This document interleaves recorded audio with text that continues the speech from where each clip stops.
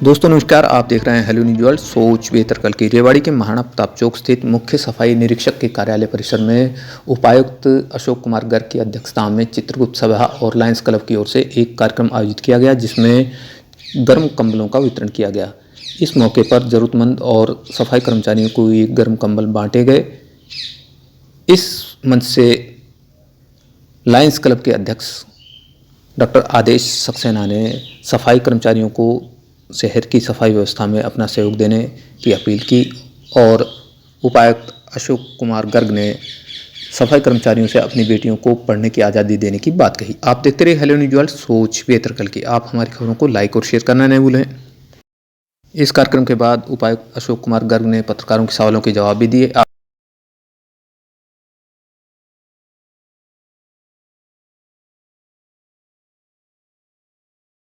चाहूंगी कि आप यहीं रहना, कहीं मत जाना।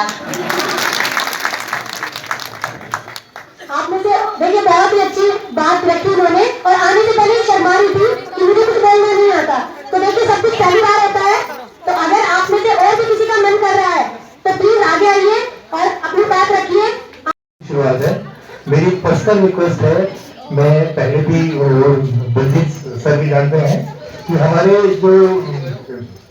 हमारा जहाँ पर जो चौक है राजीव चौक, उसके साथ ही लगता हुआ एक एरिया है जो शायद किसी और डिपार्टमेंट के पास है। किस डिपार्टमेंट के पास है? हाँ, वो मैं चाहता हूँ कि वहाँ की सारा खरपतवार निकल के वो थोड़ा, जब तक कि वो मेरे घर के सामने पहले पार्क नहीं था, वो कूड़ा करकट रहता था, और जब मैं ऊपर खाना खाने के लिए जाता था और बहुत सर्दी लगती थी क्योंकि हीटर से ज़्यादा बैठ नहीं सकते, तो घर के बाहर खाना नहीं खा सकता था, इतनी मक्खियाँ थी।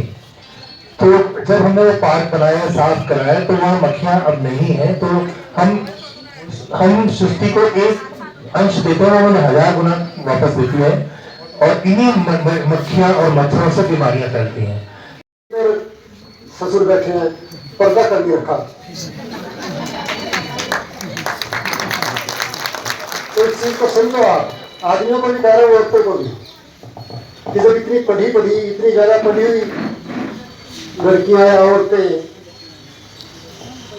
ननद और भाभी दोस्त की तरह रह सकती हैं, पर्दा करने की जरूरत नहीं है, तो आप लोगों की इज्जत को इनसे ज्यादा है?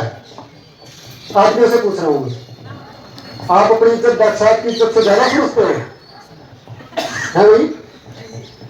तो जब डॉक्टर साहब ने अपनी बहू को इजाजत दे रखी है ऐसे ही लड़की की तरह आने की, तो आप भी दे दो।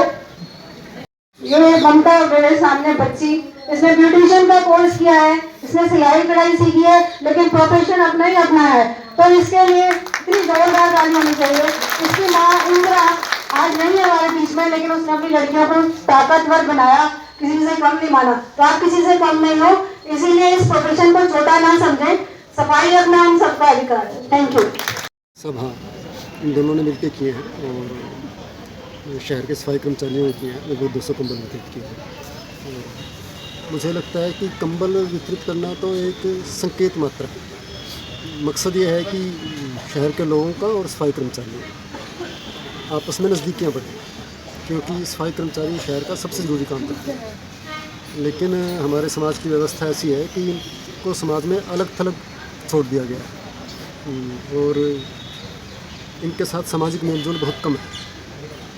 तो ये समाज में मेलजोल आपस में बढ़े, समाज के लोगों को सफाई कर्मचारियों की समस्याओं का पता चले, और एक संवेदनशीलता पैदा हो, एहसास हो कि ये भी हमारी ही तरह के इंसान हैं, और उससे सफाई कर्मचारियों में भी ये हो कि हम समाज के लिए बहुत अच्छा काम करें। दोनों तरफ तो कपड़े पूरे पहन के निकले, और मान लिया गरीब आदमी भी है, कोई ज़रूरी नहीं कि उसके पास महंगे कपड़े हों, लेकिन एक कपड़ा फालतू डाल लें, 2 कपड़े फालतू डाल लें, जो भी उनके पास है। और सुबह और शाम कोशिश करें बुज़ुर्ग आदमी और बीमार आदमी ना निकलें। रैन बसेरों की पूरी व्यवस्था है, और जहाँ जहाँ पे भी रैन बसेरे हैं वो मैं आप लोगों के माध्यम से भी शहर के लोगों को बताया है, और कंबलों की भी हमारे पास व्यवस्था है। जो भी लोग सड़कों पे कहीं पे भी हों वो रैन बसेरों में जा सकते हैं, उनको वहाँ खाने की व्यवस्था है।